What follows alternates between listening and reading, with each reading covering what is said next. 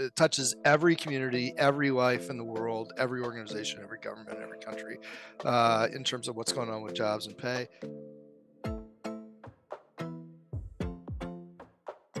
All right, Cary Sparrow, welcome to Beyond Fulfillment. Dave, it's a pleasure to be here.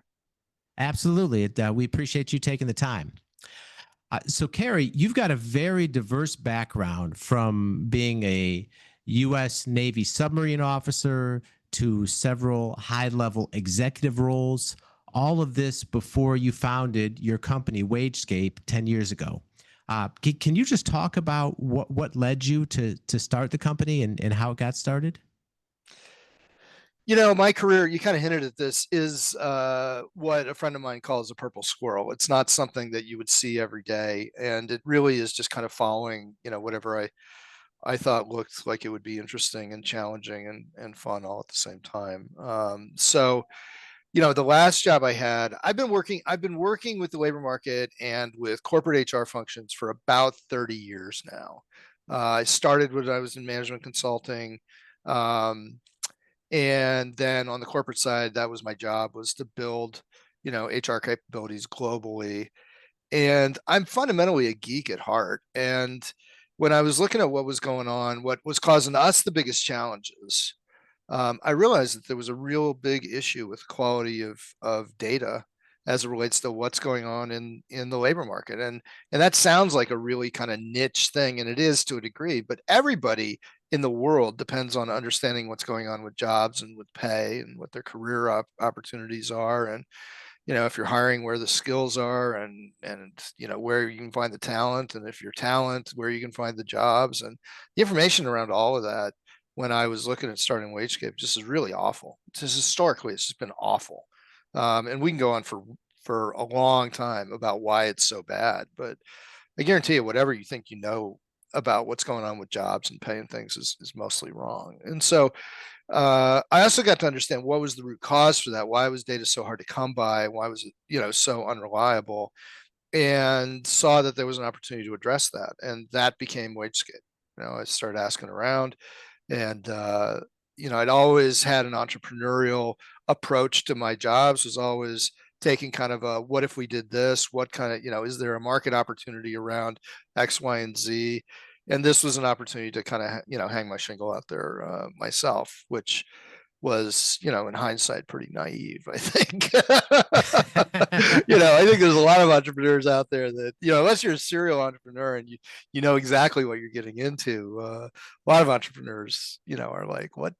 Boy, I wasn't expecting that. There was a lot of that going on for the first year or so when I founded Wagescape. But yeah, I'm fundamentally a geek, and I said, we got the biggest market in the world. It touches every community, every life in the world, every organization, every government, every country, in terms of what's going on with jobs and pay.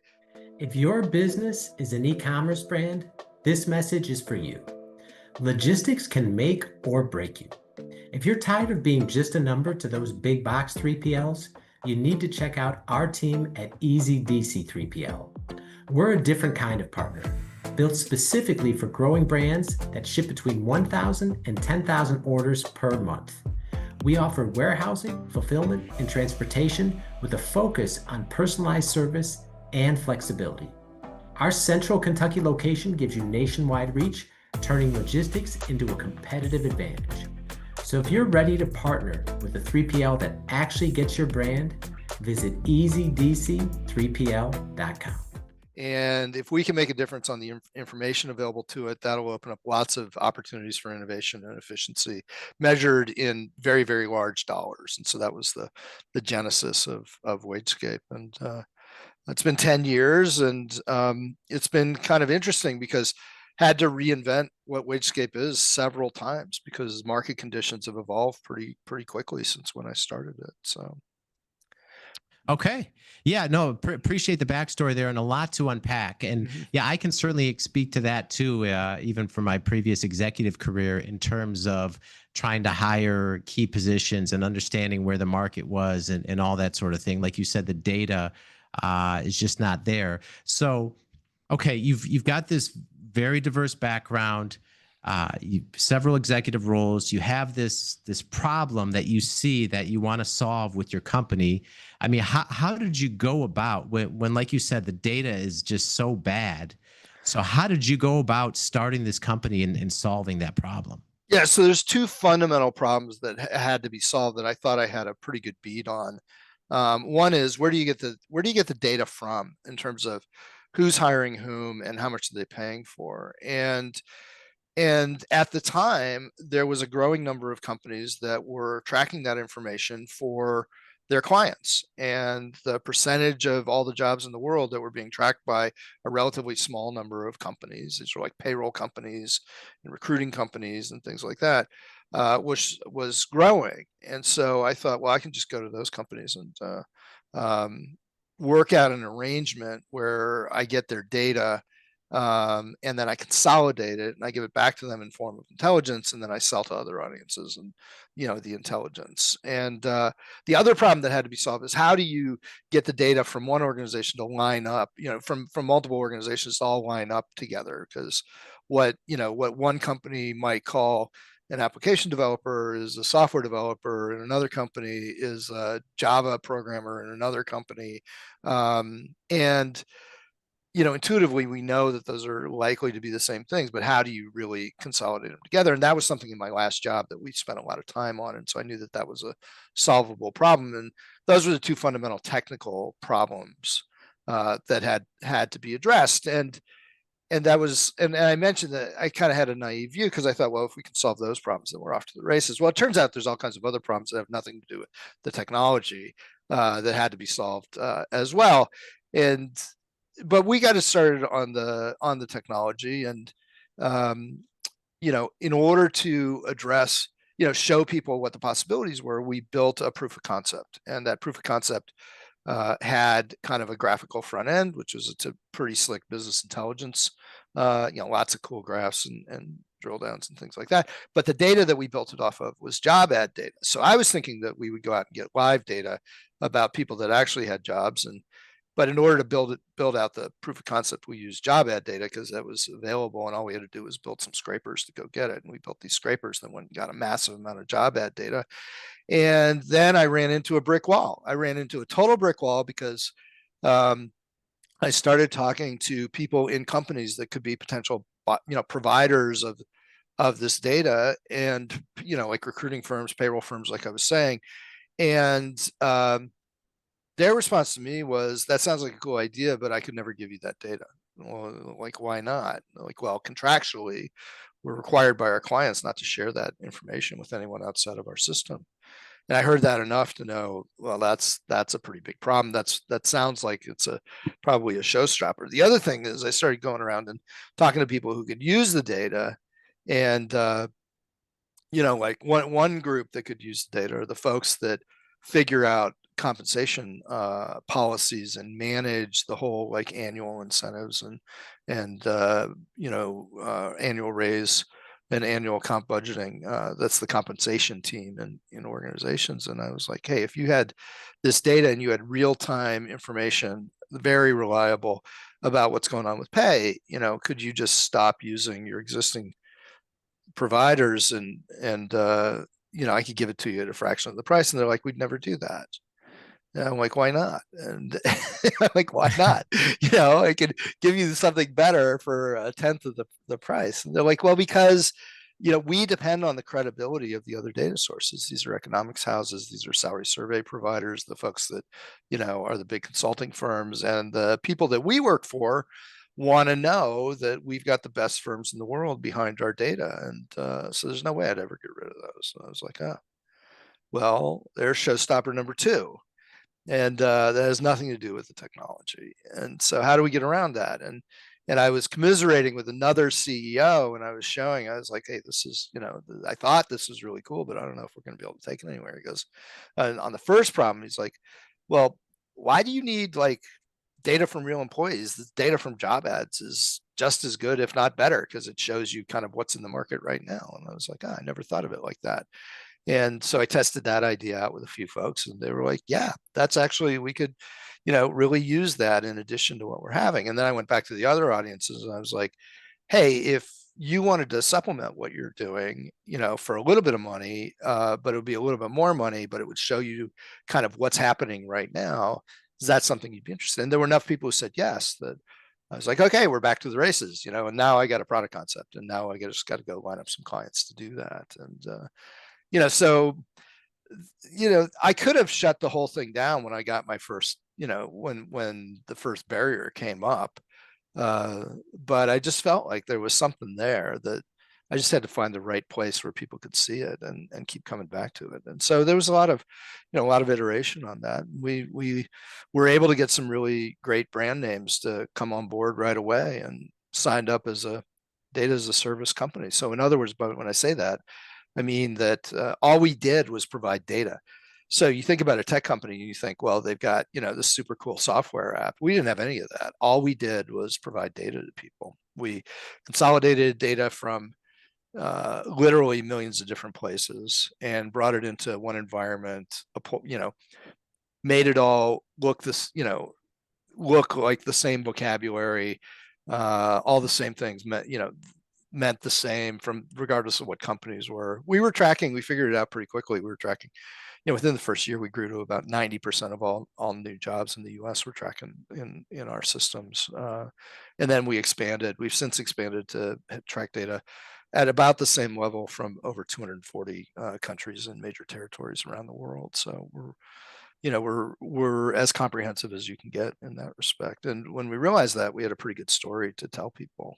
But it was a data as a service company, and those are long lead time sales, but they were big enough that we could cover our costs with them and grow a little bit as we were going. All right. So now when you started the company, right, did you go all in, quit your job, and you were like full time with this company? Is that Oh, yeah. Okay? I wouldn't recommend that to anyone, by the way. Well, and you talk about some of the common entrepreneurial habits, the ready, fire, aim. Like you started it, you got this great idea, and then you run into these two massive roadblocks. And because you'd already basically burned the boats, right? Yeah. Like you were forced to figure it out, and you did. And pretty quick, within the first year, you landed some major clients that were helping you cover costs. Yeah, so it took us about a year to land the clients. It took us about another 6 months to go cash flow positive. So okay, for a while. That lasted for a while. It didn't stay that way. Growth eats cash, as a good friend of mine likes to point out, and that's certainly the case. But no, I went all in on this. I could have at some point bailed and looked at getting a different kind of job, but I didn't do that. And I definitely appreciate the wisdom of, if you have one job and you've got a great idea, to start a business, start doing that as your night job, right? As your side gig, and really test it out. Because the one thing that became pretty quickly apparent to me was, regardless of how confident I was about where there was an opportunity or how something needed to be done, every single idea that I had, every single one to some degree, is wrong, right? There's something that is wrong about it. And in some cases, it's a really big miss, like the two examples I gave. In other cases, it's just a little miss, like what it's, like a certain technical spec, or, what a client needs, or where to get talent for certain things. And something that may have been right last year might no longer be right now. So that presents a very different kind of business leadership challenge and I'm speaking to anyone who's thinking about coming out of a corporate career. You're a little bit older, you figured out how to do it on the corporate side. You think you see that there's something that you would love to just, get out there and start your own business and prove it from. And I'll tell you that one of the biggest things you got to let go of is the whole philosophy about being right. Just give that whole thing up. It's way more important to be fast than it is to be right. And in the corporate world, it's perfectly acceptable to be slow to get it right, rather than to be fast and get it wrong. And in a startup environment, that not being fast will kill you. You'll run out of money. The world changes really fast, so whatever you think you're building for will suddenly no longer be the target. So you got to move fast, and you got to get traction, and you got to learn, because everything is wrong in some way or another. So the only way you're going to figure out how to do it right is to get the first iteration done and build off of that. So that's such a great point. Such a great point, especially for people like you see so many entrepreneurs these days come out of a corporate career, right? And then and they have a great idea, like you said, right? And that mindset is so different than, corporate, where, like you said, right, it's perfectly okay to be slow to get it right versus on the flip side, in a startup environment, you really have to fail fast, find out what's going to work, what's not, iterate, and then continue to take action until you get it right. Right. And if you need to make a major redirect or a pivot, people like to talk about pivots, then you do it, right? You got to, and don't look back from that. Whereas, pivot in the corporate world means somebody really screwed up bad. And, that's something you want to avoid at all costs. And so it's a fundamentally different mindset. I talked to a lot of my, contemporaries, a lot of my friends that thought about getting out, as their next act, starting a business. I'm like, you really don't want to do that. And, if you still think, if you think about it and you talk to some other people, you still think you want to do it, come back to talk to me, and I'll tell you don't want to do it. And by the third time they come back and say, I said, okay, well, here's what you're getting yourself into by doing that. There's no safety net. So you got to create your own safety net on this. You're going to be wrong all the time. You're going to be alone all the time. You're going to actually, people say, what keeps you up at night? When before I started Wagescape, after I got out of the Navy, right? When I was in the Navy, stuff kept me up at night. But any kind of corporate job or consulting job I had, nothing really kept me up at night. What made me nervous or was I uncertain about, that was a different question. But nothing literally kept me up at night, even though people would always ask that. Running my own business, yeah, absolutely. I've lost a lot of sleep. I mean, a lot of sleep over things that could go wrong or things that were going wrong and not going right fast enough. I mean, that was the other thing, is that sometimes it's not that things are going wrong, they're just not going right fast enough. Because traction is out of your control in some cases. So, but yeah, if you're thinking about kind of a late career move to start your own business, it's a totally different ballgame. And I will tell you that the things that you bring to the table are wisdom, efficiency, the ability to have more success with your imagination and creativity, because you got a much broader base of experience to draw from. Your ability to navigate, uncertainty with kind of fortitude and initiative, I think are better the older that you get, which is why I think there's, studies have shown that older entrepreneurs tend to do better. But it's not Pollyanna. Otherwise, everybody would be doing it. And there's a reason why so many fail when they start. The other thing that I did was I got involved in a coaching group. After about 6 years of doing it, I realized that, I wasn't growing the company as fast as I wanted to. And I was at risk of becoming irrelevant because the market changes, right? And so I joined a coaching group, one of these entrepreneurs groups where I had a cohort of peers, and that was amazingly beneficial when I did that. Because even though the people that I was talking with on a very regular basis didn't do anything, their business was not like mine at all. We all were facing 95% of the struggles we faced were the same. And so could really learn from each other and have a pretty safe environment to, work through the challenges we were facing in real time. And so kind of got off on a tangent there, but yeah. No, it's so many great points there too, because you talk about, and that's a common entrepreneurial challenge, at least that I hear talking to so many. And I've never heard it phrased that way, but it's so, I'm sure it's so relatable to the audience, where you say things aren't necessarily going wrong, they're just not going right fast enough to where you see the progress, you see the growth, you see things going right, but yet like not fast enough to make a meaningful difference. Or the type of difference that you want, or your vision, right? And so often it takes longer, it's harder, it's more expensive than you initially thought or you planned on. And like you said, it gets very lonely too. So like, how did you deal with all those elements, given that, like you said, right, you went all in, you had to pivot right away, you lost a lot of sleep, you wouldn't recommend this to anyone that's asking you, oh, should I do it? Like, how did you deal with all those issues? Well, there is a part which is really energizing. I mean, starting your own business and running it and building a team around yourself and then building credibility among others that you look up to, and becoming a part of that kind of group is extraordinarily rewarding. Right. So on the one hand, it's like the hardest job I've ever had. On the other hand, it's the most rewarding job I've ever had. On the one hand, it is without a doubt the most sustained, stressful job I've ever had. There's been other jobs where I've had like periods of really intense stress, but nothing is like this base level of stress for such a long period of time as what you'll find when you're running your own business. So how do you do that? One is you got to take care of yourself, obviously. You're not really going to find too many people that are going to be able to relate to what you're doing. Other entrepreneurs can. So finding a group of other entrepreneurs might be something that can help. I'd recommend exploring that pretty tremendously. But for the most part, the loneliness is something that you just got to be able to deal with.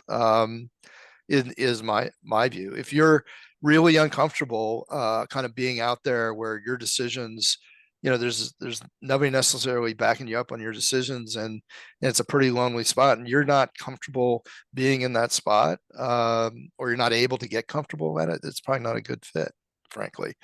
In terms of the stress, I have a really supportive family, but I can't share with them like what goes on a day-to-day basis because their eyes glaze over, and they don't, it's not something that's truly relatable, I think. And so, having a great family environment is, I think, essential for your kind of mental well-being, but at the same time can be a source of stress in its own right, especially if you're starting later. I mean, uh, when I started this business, I had a daughter, going through college.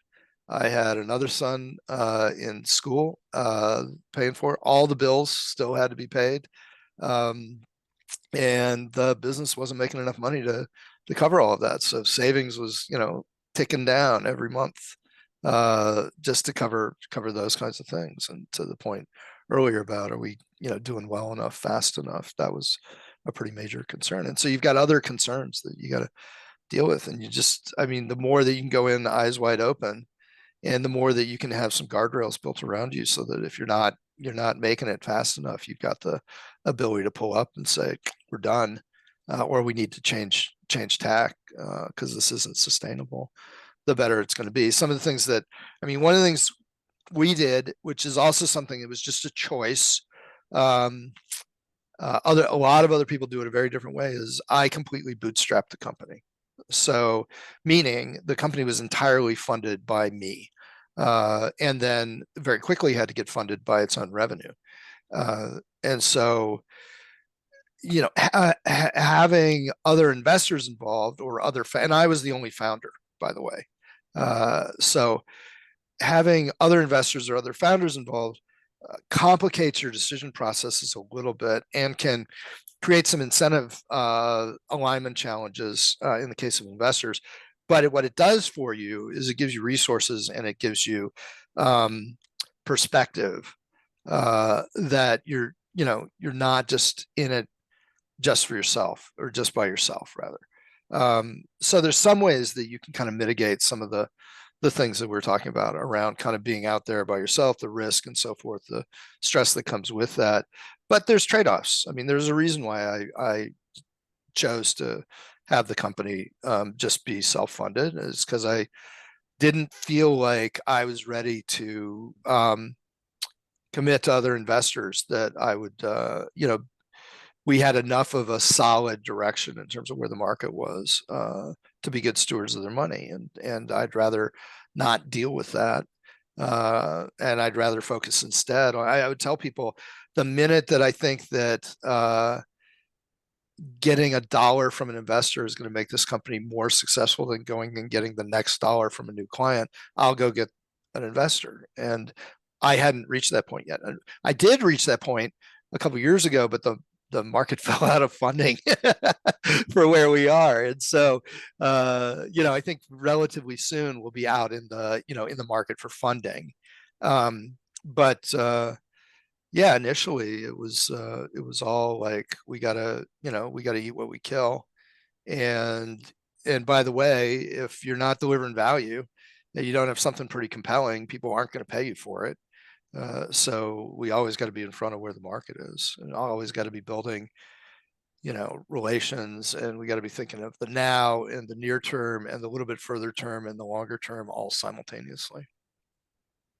So looking back at it now, especially with 10 years in and how far you've come, I mean, do you think that made you better in terms of, because I'm sure you see the common story where companies raise money, run out of money, raise money again, run out of money. I mean, do you think the fact that you, number one, were the sole founder and you bootstrapped, so you had to always eat what you kill from the start, and you faced those real challenges early, do you think that made the company stronger versus had you gone and got funding right away?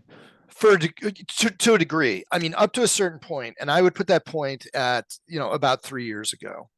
And then you get a choice, right? You can grow increment when you're self-funded. You can grow unless you got something amazing, which we hear about them, but there are an extraordinarily small number of folks that get product market fit to a degree that just blows it out of the park without outside funding. When you're funded by yourself, you can expect, if you're doing okay, what we were seeing 30 to 50% revenue growth a year. But we became constrained because in order to keep growing revenue, I had to add, sales capacity and marketing capacity, and that's expensive. And there's a ramp up associated with it. So you're limited in terms of how fast you can grow. And after a while, you're at a point where it's either it works in the market, in which case, if you're not set up to scale as fast as you can, someone else is going to do it. And that's what happened to us. I mean, I had predicted a number of years ago that once people see the value in our kind of data, there's going to be more competitors, and sure enough, there were.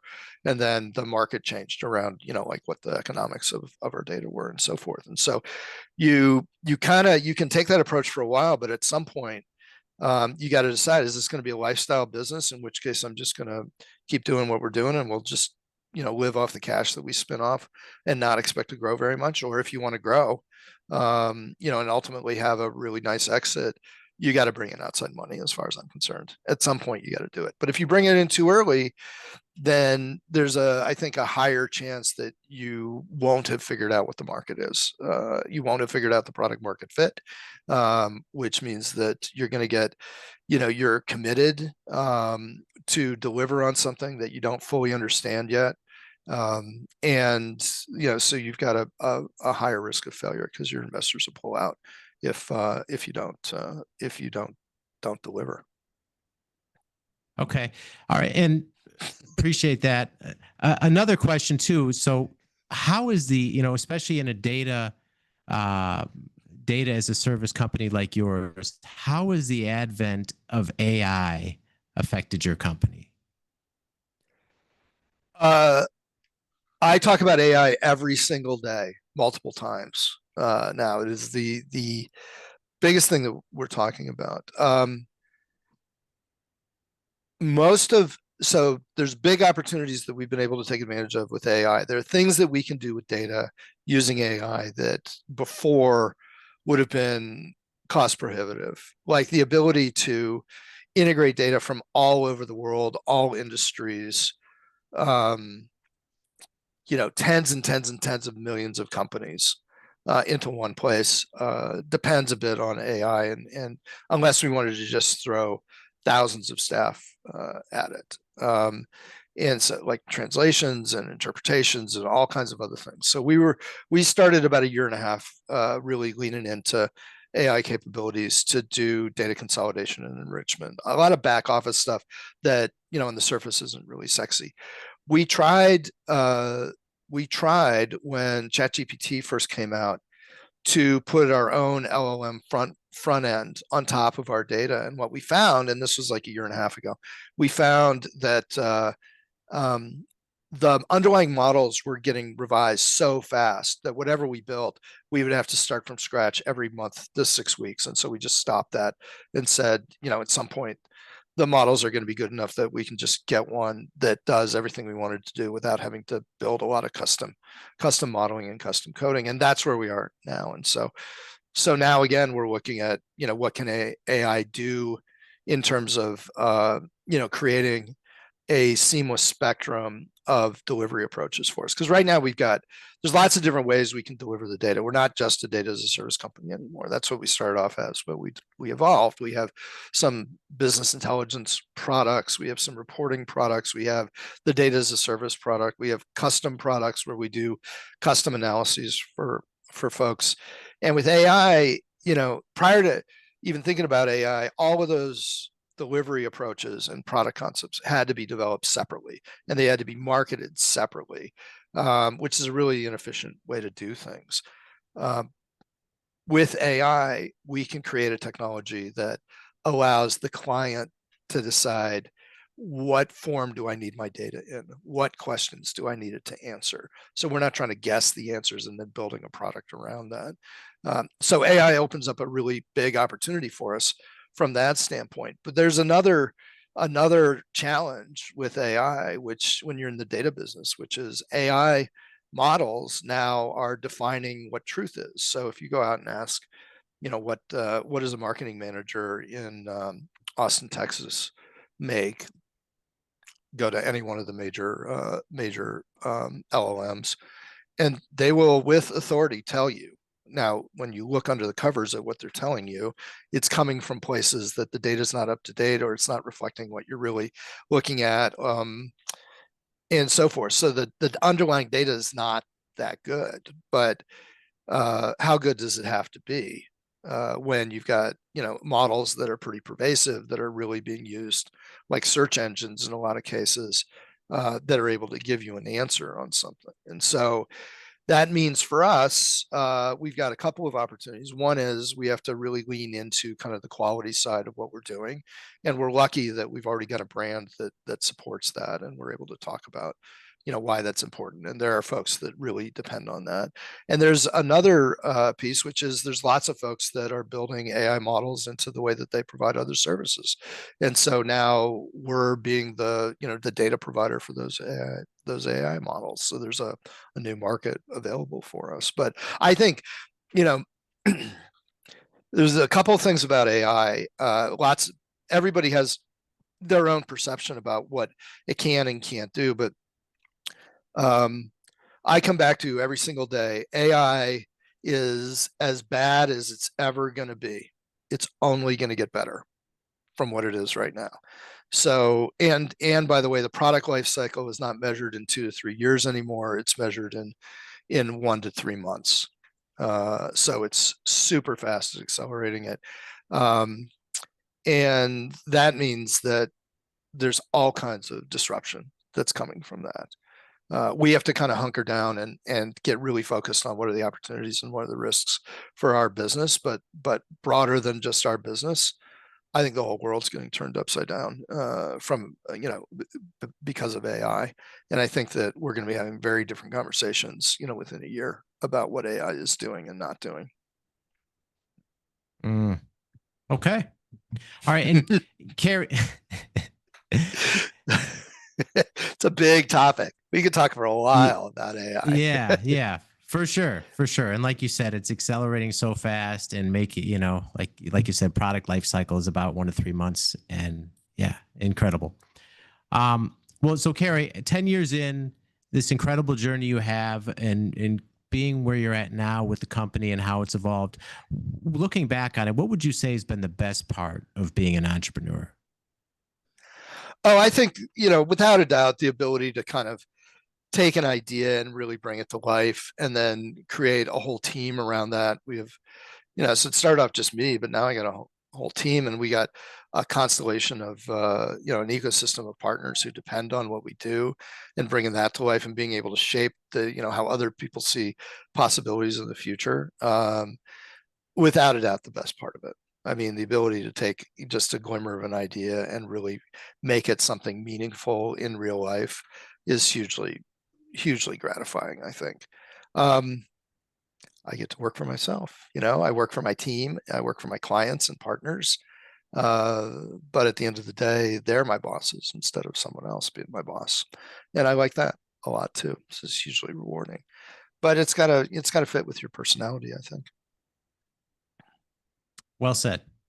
All right. And Cary, if people are seeing this and they want to learn more about your company or get in touch with you for any other reason, what's the best way people can find you online? Yeah, it's easy.